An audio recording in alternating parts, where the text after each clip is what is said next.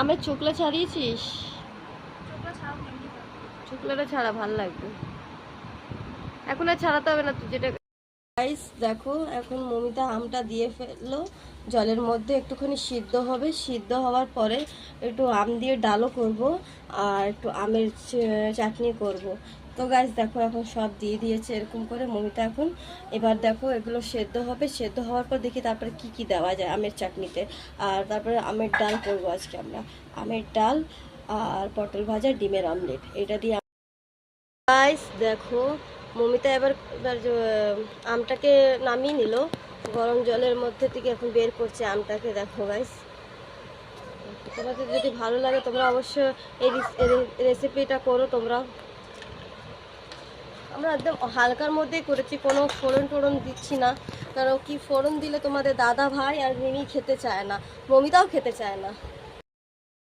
তো গাইস দেখো, কড়াইয়ের মধ্যে চিনিটা দিয়ে দিচ্ছে মমিতা। তো চিনিটা দিয়ে দিল, এই যে চিনিটা, এটা একটু নাড়াচড়া করছে চিনিটা, এই যে নাড়াচড়া করছে। আমাদের এই কড়াইটা এরকমই, এই কড়াইটার দাগ ওঠে না গাইস। দেখো এই গাইস দেখো, নাড়তে নাড়তে এখন মমিতা এখন কি দেবে, আম দেবে। এখন আমটাকে দিয়ে দেবে, গ্যাসটাকে সিম করে নিয়েছে, আর এখন আমটা দিয়ে দেবে। এই যে দেখো মমিতা আমটা দিয়ে দিল, এই যে এবার নাড়াচড়া করবে। আর যদি পরে চিনি লাগে তো চিনিটা একটু দেওয়া যাবে। তো এখনও নাড়ছে, এই যে দেখো গাইস, এখনও নাড়া হচ্ছে, এরকম করে করে নেড়ে নিচ্ছে চাটনিটাকে।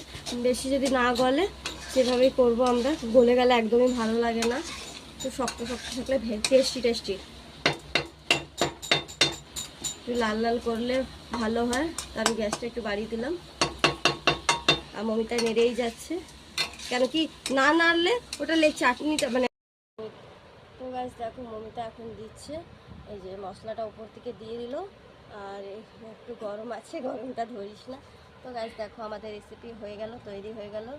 তো এই রেসিপি যদি তোমাদের ভালো লাগে তাহলে অবশ্যই তোমরা কমেন্টে জানাবে আমাদেরকে কি ভালো হয়েছে কি না। সামান্য একটা ছোট্ট একটা রেসিপি দিয়েছি, আর তোমরা আমাদেরকে সাপোর্ট করো, যদি আমরা সব সময় এভাবে করে করতে